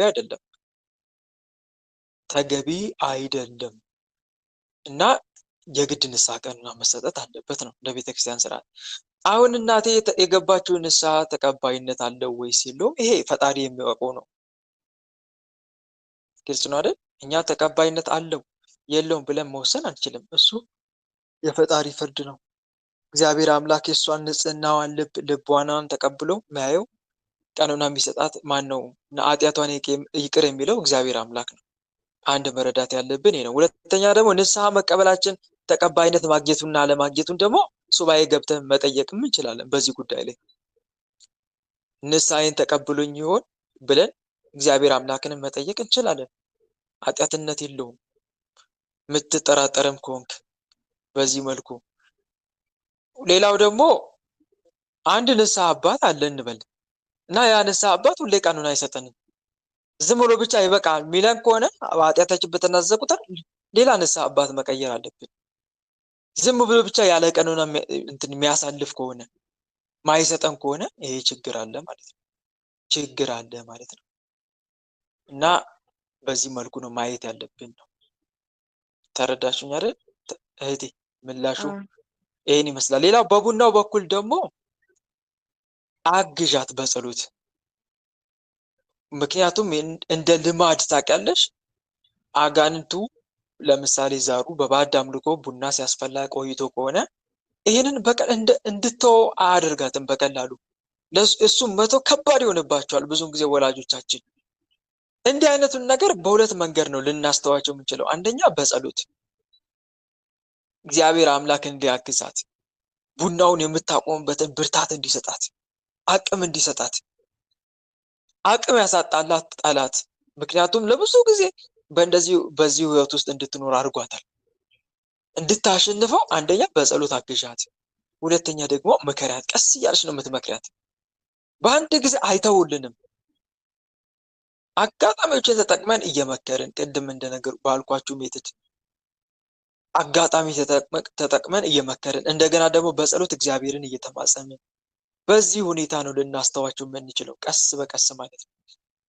እናም ደግሞ ለጊዜው ደግሞ በመንፈሳዊ መንገድ እንዲጠቀሙ መከሯቸው። እሺ፣ በመንፈሳዊ መንገድ ስላችሁ መንፈሳዊ መንገድ ኖሮት አይደለም፣ ግን አለ አይደል ዝም ብሎ ከመጠጣት ለምሳሌ በጸሎት ዋል አይደለ እንደዚህ አይነት መንገዶች መጠቀም። ውሃውን ዝም ብሎ ማንኛውም ንጹህ ከማድረግ ይልቅ የጸሎት ውሃ መጠቀም። እንዲህ አይነት መንገዶችን ሲስተሞችን እየተጠቀምን ቀስ እያሉ ከእንደዚህ አይነት ህይወት እንዲወጡ። ለምሳሌ ሙሉ ለሙሉ ባተው እንኳን እንድትቀንስ ታደርጊያለሽ መጀመሪያ አይሻልም? እንድትቀንስ። ከዛስ ከመቀነስ ደግሞ ወደ ሙሉ ለሙሉ መተው ወደ መሸጋገር ደረጃ ይመጣሉ። ለምሳሌ በቀን 2 የሚፈላ ከሆነ በቀን 1 እንዲያፈሉ ታደርጊያለሽ ቀስ በቀስ። ከዛ በኋላስ ወደ መተው ደረጃ እንዲደርሱ ማድረግ ይቻላል ማለት ነው በሲስተም። በዚህ ጥረታችን ውስጥ ደግሞ እግዚአብሔር እንዲረዳን እግዚአብሔር ይሄንን ነገራቸውን እንዲያቆሙ እንዲረዳን በጸሎት እየተማጸነን ቀስ በቀስ ሙሉ ለሙሉ ማስጣል እንችላለን ማለት ነው። ተረዳሽ አይደል? ይሄን ይመስላል። በአንዴ ግን ሙሉ ዛሬውኑ አቁም ብንላቸው ላያቆሙልን ይችላሉ እና ያንን ማድረግ እንችላለን ማለት ነው። ይሄን ይመስላል። እዚህ ወንድሜ እንጠይቅ አንዴ። አሁንም ማጫረሽ እህቴ አንዳንድ ጥያቄ አይደል ያልኩት ቅድም ገና ስገባ። ቃልት ያሰማልን እግዚአብሔር ነገር ሁሉ ይጠብቅ። አሜን አሜን። እህቴ ሌላው ደግሞ እንደምመክርሽ ነገር ምንድነው መሰለሽ፣ ያጠራጥርሻል እንዴ? ጥርጣሬ። እስቲ ምን አይነት ጥርጣሬ ነው በውስጥሽ ብዙውን ጊዜ? በቃ በጣም ነው የሚያጠራኝ። የሙስሊም እንትን ስለሆንኩ የአባቴ ሙስሊም ስለሆነ በቃ በእስልምና እንትን ያጠራጥረኛል። ከዛ ደግሞ የሆነ የክርስትና እንትን ካልኩኝ ደግሞ ይጠፋብኛል። ያኔ የሆነ ይዤው በቃ ይጠፋብኛል። እንደዚህ ወደዚህ እንዴት ይሆናል? እንደዚህ በቃ በጣም በጣም በሙስሊም ለምሳሌ እንትን እስቲ በቃ ቆይ በሙስሊም ያጠራጥረኛል ስትይ አሁን ለምሳሌ በአምስቱ አዕማደ ምስጢራት ያጠራጥርሻል? ለምሳሌ አምስቱ አዕማደ ምስጢራት ማለት በሚስጥረ በስላሴ ስላሴ ዙሪያ በሶስት ስላሴ በጣም ያጠራጥረኛል። በቃ እንዴት ሶስት ሆኑ? እንዴት እንደዚህ ሆኑ? እንዴት እንደዚህ በቃ እሺ፣ በዚህ ያጠራጥረኛል በጣም። በሚስጥረ ስላሴ፣ በሚስጥረ ስጋዌ፣ በአምላክ ሰው መሆን፣ አዎ በጣም በክርስቶስ ያጠራጥረኛል። አምላክነት በእንደዚህ አይነት ነገር ያጠራጥራል አይደል? በጣም የሚፈትነኝ በስላሴ በቃ በስላሴ አሃ እንዴት ሶስት አምላክ አይደለ እንዴ? እንደዚህ ሶስት እንዴት እንደሆነ እንዴት አንድ አይሆንም? እንዴት እንደዚህ ሆነ? በቃ በጣም ነው የሚጠራጠረው። ከዛ አይ የሙስሊም እንትን ስለሆነ ምናምን ብዬ እንትን እለዋለሁ። አለ የሙስሊም ዛር ስላለ አለ እሱማ ነው የታወቀ ነው። እሱ ነው ቅድምም ሲናገር የነበረውን እኔ ማጠራጠራት ብሏል። በሃይማኖቷ እንድትጠራጠር የምናደርጋት እኛ ነን ብሏል። የታወቀ ነው። ይሄ ግልጽ ነው። ግን እንዲህ አይነት ነገር ሲኖር በሁለት መንገድ ነው የምታክሚው። እንዲህ አይነት በሽታ የሚታከመው አንደኛ አጋዕዝተ ዓለም ሥላሴን ተማጸኛቸው።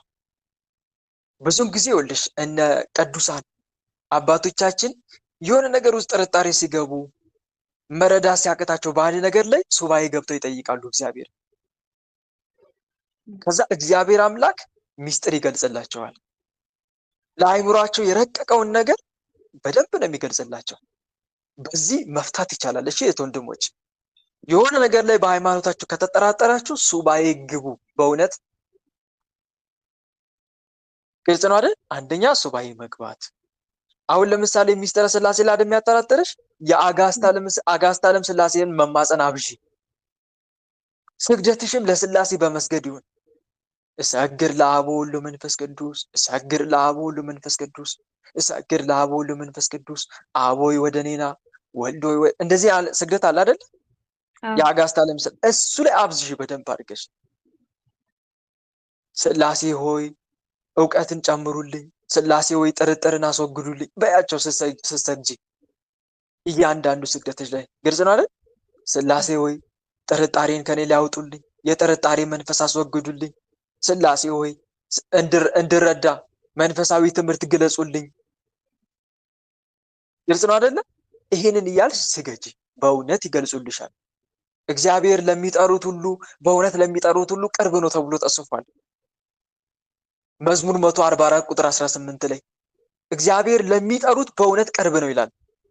በእውነት ለሚጠሩት ቅርብ ነው እና እህቴ በእውነት ይሰማሻል።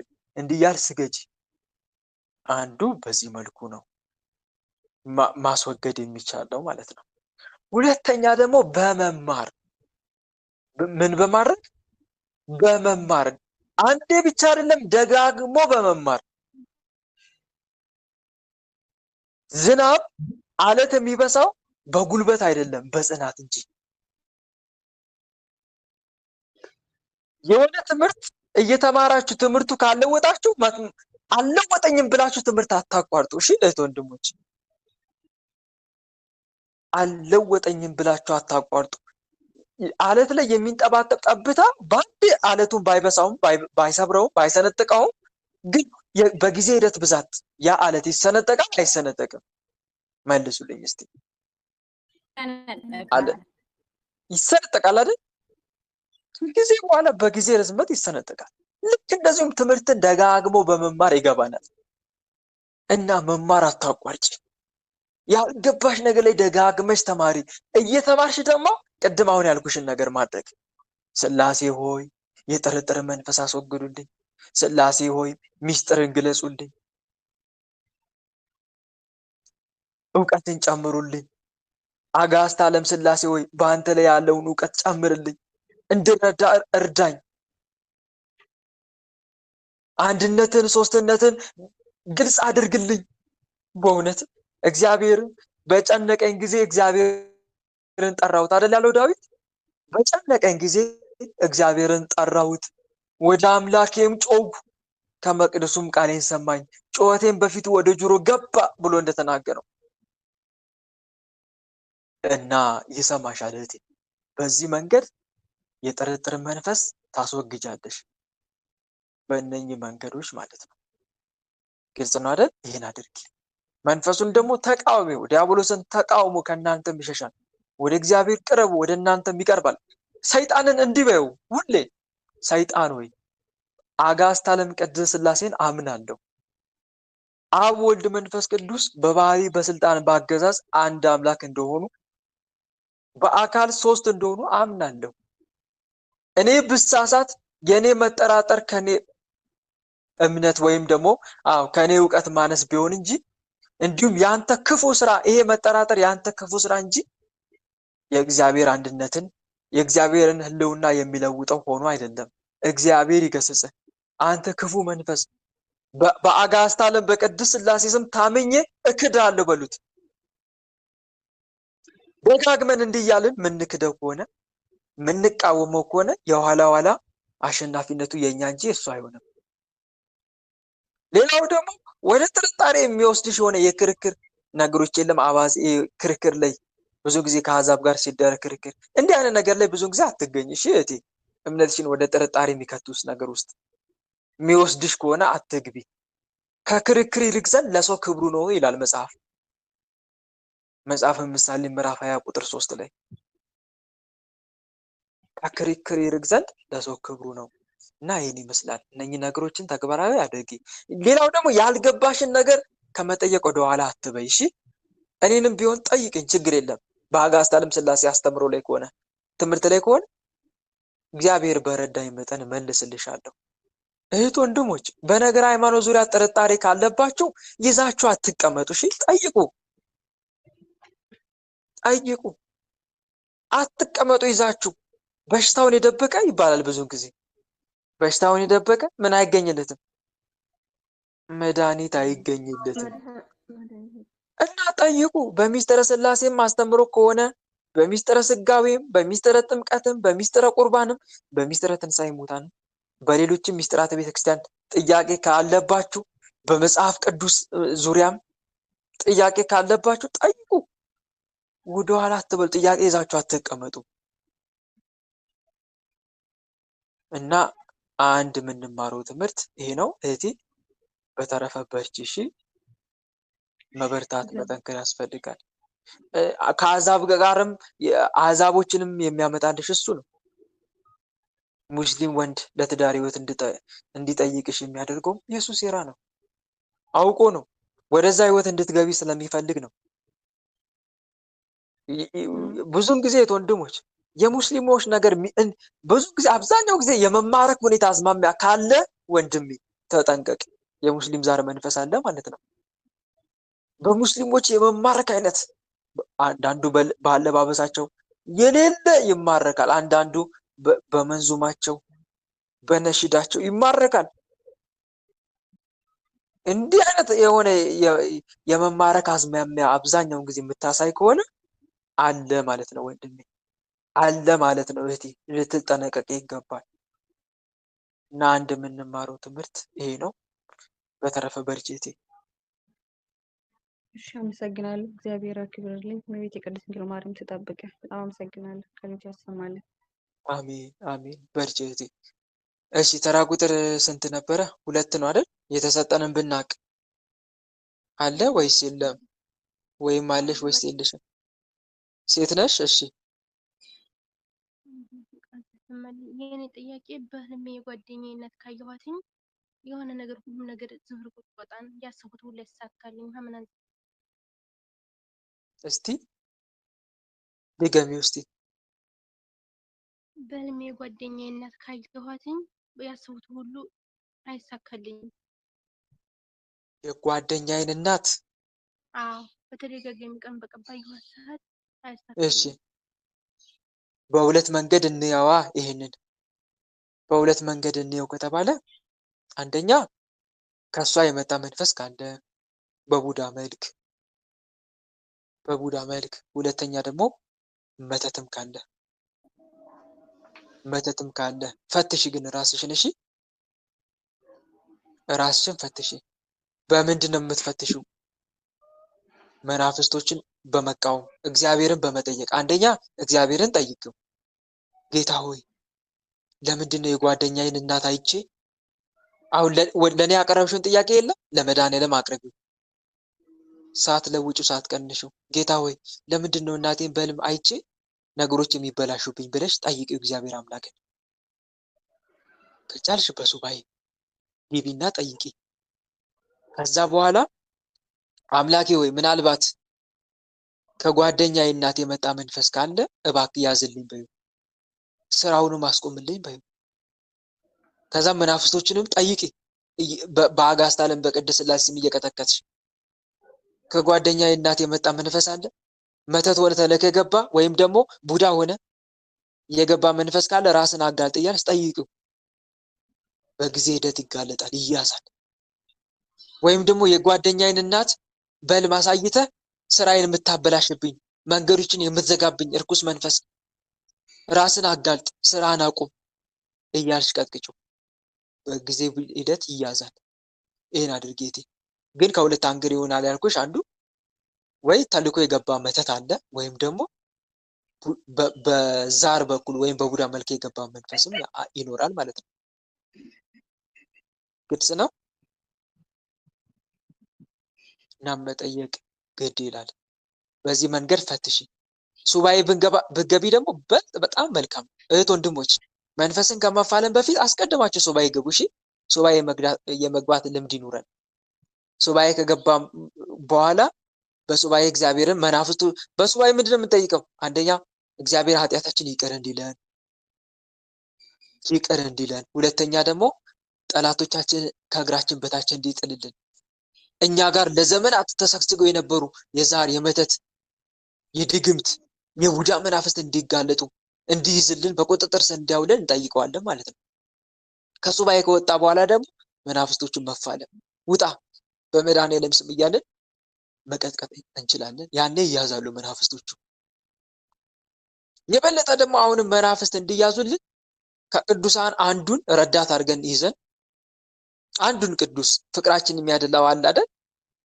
አንዱን መልአክ ወይም አንዱን ቅዱስ ይዘን የዛን ቅዱስ መልክና ድርሳን እየጸለይን ወይ ገድል እየጸለይን እየተማጸንን በዛ ቅዱስ ስም መናፍስቶችን መዋጋት፣ በዛ ቅዱስ ስም መልካም ስራዎችን መስራት፣ ወይ ዝክር ወይ ምጽዋት ወይ ደግሞ መባ በማስገባት መናፍስቶችን መያዝ እንችላለን ማለት ነው። ይሄ እነኚህ ነገሮች ናቸው የሚረዱን። መናፍስትን ለመያዝ እነኚህ ነገሮች ይረዳሉ። ከዚህ ባሻገር ደግሞ ንጹህ ልብ። ምን አልኳችሁ? እስቲ ድገሙልኝ። ምን አልኳችሁ? ንጹህ ልብ። በትክክል ንጹህ ልብ ስለሌለን ነው ብዙ ጊዜ መናፍስት የሚያደፍሱት። ንጹህ ልብ፣ ከቂም ከበቀል የጸዳ ንጹህ ልብ፣ እግዚአብሔርን በፍጹም ልቡ የሚፈልግ ንጹህ ልብ፣ የማይጠራጠር ንጹህ ልብ። ተጠራጣሪ ሰው ከእግዚአብሔር ዘንድ የራቀ ነው ተብሎ እንደተጻፈው፣ የምትጠራጠር ከሆነ ሁለት ሐሳብ ላለው በመንገዱ ለሚወላውል ለዚያ ሰው ከጌታ ዘንድ አንዳች እንዲያገኝ አይምሰለው ተብሎ እንደተጻፈው፣ የሚጠራጠር ንጹህ ልብ አይደለም። ቂም የሚይዝ ንጹህ ልብ አይደለም። ኃጢአትን የሚመኝ ንጹህ ልብ አይደለም። ንጹህ ልብ እንዴት ነው የሚገኘው? ንስሐ በመግባት ኃጢአትን እያሰቡ ይቅር በለኝ ማለት ንጹህ ልብ እንድናገኝ ያደርገናል። በእውነት ወንድሞች ሁሌ በዓቱን እየዘጋ ወይም ቤቱን እየዘጋ ጌታ ሆይ ስንት ጊዜ በአንተ ፊት በደልኩ ወዮልኝ ለኔ እያለ ደረቱን እየደቃ የሚያለቅሰው በእውነት ንጹህ ልብ አለ ያ ሰው። ንጹህ ልብ ማግኘት ትፈልጋለህ? እንዲህ እያልክ ጸልይ። በርን ዝጋ፣ በርከክ በመድኃኔዓለም ፊት ምን እያልክ ጸልይ? ጌታ ሆይ ስንት ጊዜ በደልኩ እያልክ ደረትን እየደቃ ጸልይ፣ አልቅስ። ሁሌ እንዲህ ባደረግኩ ቁጥር ልብህ እየነጻች ነው የምትመጣው። ልብህ እየጠራሽ ነው የምትመጣው። እኔ በደልኩ ማረኝ እያልክ እያለቀስክ የምትጸልይ ከሆነ ልብህ እውነቴን ነው የምልህ እየጠራሽ ነው የምትመጣው ከዕለት ወደ ዕለት። በጊዜ ሂደት ልብ በሰው ላይ ክፉ የምትመኝ ከሆነ አሁን ደግሞ መልካም ነገር የምትመኝ ሰው መሆን ትጀምራለህ። ማረኝ እያልክ የምትጸልይ ከሆነ አንዳንዴ ጨዋ ያለው ሰው ያጨሳል። አንዳንዴ ደግሞ ክፉ ያለው ሰው በሩን ዘግቶ ስለ ኃጢአቱ እያለቀሰ ይማጸናል። ክፉ ያለው ሰው እንዲህ አይነት ሰው ነው ንጹህ ልብ ያለው የምንለው። ለጸሎት ስትቆም ኃጢአትን አስብ ቀደም ብለህ። ለጸሎት ልትቆም ነው አይደል? አሁን ልትቆም ነው። ልክ ቆም ብለህ ወዮልኝ አምላኬ በአንተ ፊት ለመቆም የሚያስችል መልካም ምግባር የለኝምና እባክህ ይቅር በለኝ እያልክ ጸልይ። ጌታ ሆይ እንዲህ በለው። ልክ ለጸሎት ልትቆም ስትል ጌታ ሆይ በአንተ ፊት እኮ የሚቆሙት የእሳት ልብስ የለበሱ ኪሩቤልና ሱራፌል ናቸው። ታዲያ እንዴት እኔ ኃጢአተኛው በፊት ለመቆም ደፈርኩ አምላኬ ይቅር በለኝ እያልክ በትህትና ሆነ እንደ ፈያታዊ ዜማ ቀና ብዬ ላይ አይገባኝም እያልክ ራስን ዝቅ አድርገህ በመፍራትና በመንቀጥቀጥ ሆነ ጸልይ። እንዲህ የምታረግ ከሆንክ ልብ ንጹህ ነው ማለት ነው። ልብ እየጠራ ነው የሚመጣው ማለት ነው። አንድ ነገር እንዳትረሱ ልክ ለጸሎት ስትቆም ለበደለ ሰው በመጸለይ ጀምር ጸሎትን። ለምን አይነት ሰው በመጸለይ? እስቲ ድገሙልኝ። በትክክል ለበደለ ሰው በመጸለይ ጀምር ጸሎትን። አዎ እንደው ትዝ ባይሉክ እንኳን ጌታ ሆይ እባክህ የበደሉኝን ይቅር በላቸው በል። መጀመሪያ ልክ ስትቆም የበደሉኝን ይቅር በል አውቀው አይደለም እያልክ እባክህ ወደ ቀናው መንገድ ምራቸው፣ እባክህ የንስሐ ልብ ስጣቸው። እኔን የበደሉኝ እኔን ለመበደላቸው እኔ ነኝ ምክንያቱ በለው። እኔ ነኝ ምክንያቱ፣ እኔ ነኝ ለቁጣ አነሳሳዋቸው፣ እኔ ነኝ ለበደል ያነሳሳዋቸው፣ የኔ ክፋት በዝቶ ነው። እናም አምላኬ ይቅር በላቸው፣ እባክህን ይቅር በላቸው። በእውነት አቤት እንዲህ አይነት ጸሎት እንዴት እንደሚወደድ ወንድሞች፣ ይሄን ነገር እንዳትረሱ። ምንጊዜም ለጸሎት ስትቆም ለጠላት በመጸለይ ጀምር፣ ለበደለ ሰው በመጸለይ ጀምር። ያኔ ጸሎቱ ፈጥኖ ነው የሚያደርገው። እና አንድ የምንማረው ይሄ ነው። ለጸሎት በቆማችሁ ጊዜ በማንም ላይ አንዳች ቢኖራችሁ ይቅር በሉት ብሏል መድኃኒዓለም። እናንተ ግን ይቅር ባትሉት በሰማይ ያለው አባታችሁ ኃጢአታችሁን ይቅር አይላችሁም። ማርቆስ 11:4 ላይ። እና አንድ የምንማረው ትምህርት ይሄንን ነው ማለት ነው። እና እህቴ አሁን የጠየቅሽው ጥያቄ የጓደኛ እናት በድላይን ከሆነ እሷ ራሱ በድላይን ከሆነ ይቅር በላት እያለች ነው መጸለይ ያለብሽ። እንደው መተት እንኳን አድርጋብሽ እንኳን ብታውቂ እባክህ ይቅር በላት እያለች ነው መጸለይ ያለብሽ ለሷ። በዚህ ነው ማሸነፍ የምንችለው። ክፉን በመልካም አሸንፉ ተብሎ እንደተጻፈው ጠላቶቻችሁን ውደዱ፣ መልካም አድርጉ፣ ምንም ተስፋ ሳታደርጉ አበድሩ፣ ዋጋችሁም ታላቅ ይሆናል፣ የልዑልም ልጆች ትሆናላችሁ፣ እርሱ ለሚያመሰግኑ ለክፎችም ቸር ነው ተብሎ እንደተጻፈው ማለት ነው። ይሄን ይመስላል። በዚህ ነው ጠላትን ማንበርከክ የሚቻለው።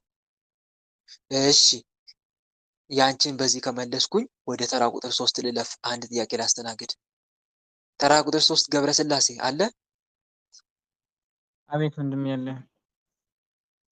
እሺ ቀጥል። ሰዓት የለንም ግን አሳጠረውና።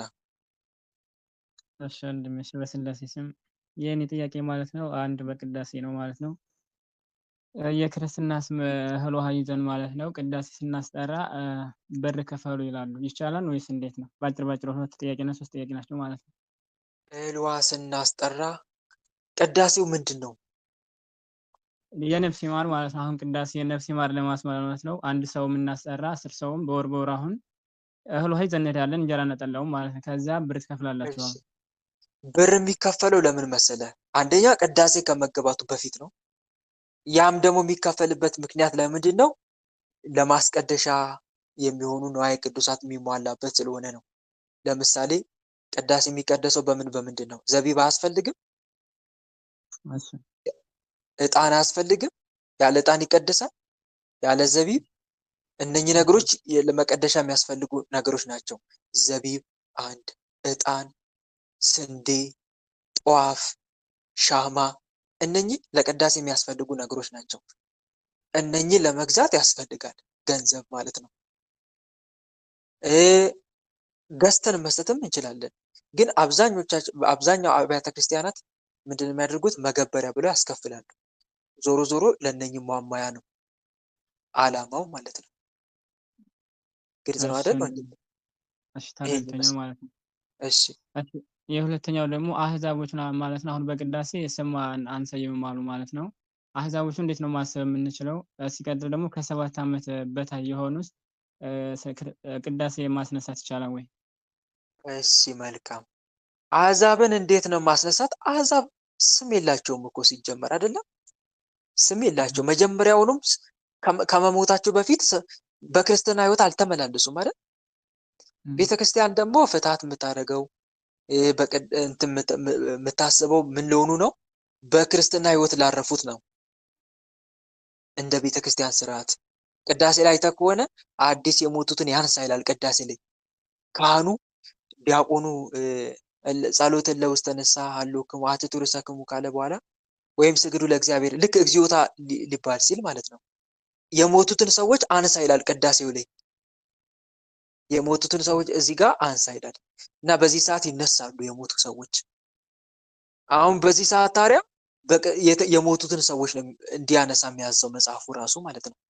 ስለዚህ በክርስትና ስም ተሰጥቷቸው ልጅነት ሀብተ ልጅነት አግኝተው የሞቱትን ያረፉት ሰዎች ናቸው። እነሱ ናቸው ስመ ክርስትና ተሰጥቷቸው ሊታሰቡ የሚገባቸው ማለት ነው። እነኛማ ክደዋል። በእኔ ያላመነ አሁን ተፈርዶበታል ይል የለ ወጥተዋል እኮ። ዞሮ ዞሮ ሲጀመር ከቤተክርስቲያን አንድነት ውስጥ የሉም። ለዛ እኮ ነው ሰው ሳይሞት ሰው ለማዳን ቤተክርስቲያን መሯሯጥ እንዳለብን የምታዘን። ከሞተ በኋላማ እድሉን አባከነ አጠፋ ማለት እኮ ነው ያ ሰው። እና ታዲያ እነኛን ሰዎች እንዴት ነው የምናስበው? በቅዳሴ እንኳን ባይታሰብ እንዲሁ ማሰብ ትችላለህ።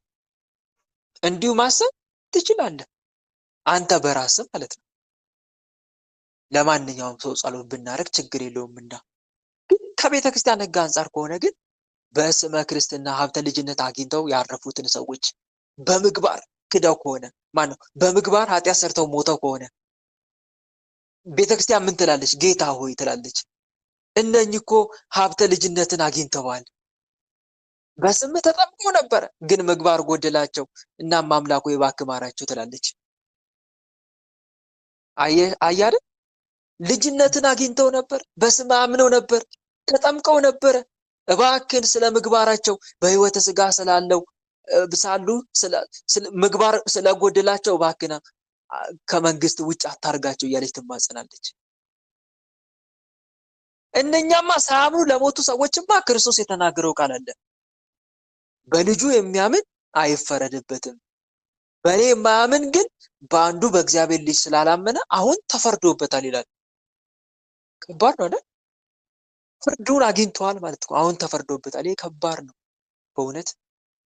እና እነኚህን ሰዎች ቤተክርስቲያን አታስባቸውም ለማለት ያክል ነው።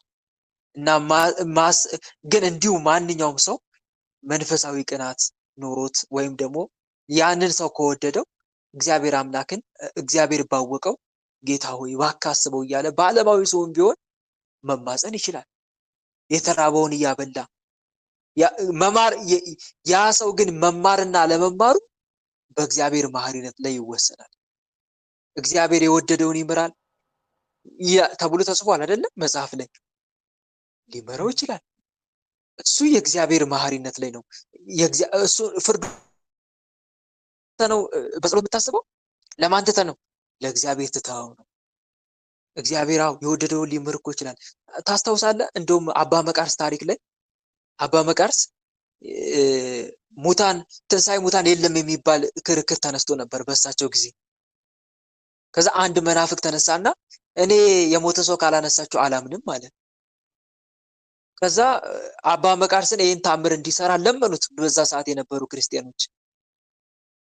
ከዛ አባ መቃርስ ወደ አምላኩ ጸለየና አረማዊ ሰው አስነሳ ከሞት በጸሎት ኃይል። እዚህ ጋር አንድ ነገር ትማራለህ። ጸሎት በስራዋ ምን ያክል ኃይል እንደምታደርግ ሙታን ታስነሳለች። ተመልከት። እና በጸሎት ኃይል ተነሳ። በአባ መቃርስ ጸሎት ተነሳና እባክን ተመልሼ እንዳልሞት ጸልይልኝ ብሎ ተማጸነው አባ መቃርስን። ከዛ እግዚአብሔር ተማጸነለት፣ የንስሐ ጊዜ ሰጠው ለዛ ለሞተው አካል። 7 ዓመት ተሰጠው እድሜ ተጨመረለት ከሞት ተነስቶ። ከዛም ተጠምቆ መንኩሶ አገልግሎ ከ7 ዓመት በኋላ እንደገና አረፈ። አሁን ይሄ በምንድን ነው የተደረገው? በጸሎት ነው አይደለም? በጸሎት ኃይል። አንተም ልክ እንደዚሁ እግዚአብሔር አምላክን መማፀን ትችላለህ። እባክህ የሞተውን ደግሞ ፍቅር እጅግ ስራ ይሰራል አይደል? እግዚአብሔር አምላክ ስለ ፍቅር የምናደርገው ነገር ደስ ያሰኘዋል እንጂ አያሳዝነውም። ታስታውስ እንደሆነ የሊቀ ዲያቆን ቅዱስ እስጢፋኖስ መንፈሳዊ ፊልም ላይ ከሆነ ታሪክ ላይም አለ፣ በእርግጥ ገድሉ ላይም ተጽፏል። 2 ጠንቋዮች ነበሩ አይደለ? 2 ጠንቋዮች ነበሩ እና አንደኛው ሞተ፣ ከወንበሩ ላይ ተፈጥፍቶ ወደቀ። ጓደኛው ግን እስጢፋኖስን አልለመነው፣ እባክህ ፈጣሪን ተማጸን እንዲያነሳው ከሞቱ ብሎ አልተማጸነለትም። ከዛ እስጢፋኖስ ምን ነበር ሲል የነበረው? ይሄን ያክል ተወደዋለህ እንዴ አላለው? እባክህ ስለ ፍቅራችን ብለህ አንሳው እንዲያነሳው ከሞት ተማጸንለት ብሎት ነበር። ከዛ እስጢፋኖስ ተማጸነ። እስጢፋኖስ ደግሞ ለአምላኩ እጅግ የቀረበ እንደመሆኑ እግዚአብሔር ጸሎቱን ሰማውና ያ ጣዖቱ ማን ነው ጠንቋዩን ከሞት አስነሳለት። ይሄ ጸሎት ምን ያክል ስራ እንደሚሰራ ነው። ስለዚህ አንተ ምንም እንኳን የቤተ ክርስቲያን ስርዓት ባይሆንም አንተ ግን እግዚአብሔር ባወቀው ለሱ ጸሎት ልታደርግለት ይገባል። ሲል መልካም ስራ እያደረክ በስሙ ነዳንን እያበላ እያጠጣ ማለት ነው፣ እየተማጸንክለት። ማን ያውቃል እግዚአብሔር የአንተን ፍቅር አይቶ ስለአንተ ሲል ሊምረው ይችላል። ከመዓቱ ይልቅ ምሕረቱ የበዛ አምላክ ነውና። ተረዳከኝ አይደል? ይሄን ይመስላል። እሺ አንድ ልጨምር፣ ይቅርታ አጃጭር ነው ይቅርታ። እሺ እሺ ከዚህ ላይ ነው ማለት ነው። ለምሳሌ ቅዳሴ ማለት ነው የአቡዬ ቤተክርስቲያን አሁን በአቡዬ ቅዳሴ የሚጠሩ ከሆነ የአቡዬ ቤተክርስቲያኑ ሩቅ ነው። በ5 ሆኖ ግን ጽላት ማለት ወይም የቅዱስ የሰማዕት ሊሆን ይችላል፣ ወይም ለኪዳነ ምሕረት ወይም የአቡነ ሀብተ ማርያም ሊሆን ይችላል። እዚያ ማድረግ ይቻላል። የአቡዬ ግን ቤተክርስቲያኑ ሩቅ ነው። የሚቀደሰው ግን በአቡዬ ቀን ነው። በአቡዬ ማስጠራት ስለፈለግን ማለት ነው። እንዴት ነው እዚህ ላይ የሚቻለው? ነፍስ ይማሩና እኛ ማድረግ የፈለግነው በአቡዬ ነው። በአቡዬ ነው። አሁን ማድረግ የምንፈልገው በአቡዬ ነው። ግን የአቡዬ ጽላቱ እዚያ የለም። እሺ ይቻላል። ችግር የለውም። በ5 ሆኖ በማንኛውም ቤተክርስቲያን ማለት ነው። ይቻላል። ቢቻል በአጥቢያቸው ቢሆን አሪፍ። ካልቻላችሁ ደግሞ በእግዚአብሔር ባወቀው ጻድቁ አቡነ ገብረ መንፈስ ቅዱስ ባወቁት ማድረግ ትችላለህ። እንደዛ ይቻላል። እሺ ወንድሜ አመሰግናለሁ። በእኔ እንድጠይቅ ማለት ነው። ይቅርታ ስላበዛሁብህ። ሌላ ጊዜ ጠይቃለህ ወንድሜ።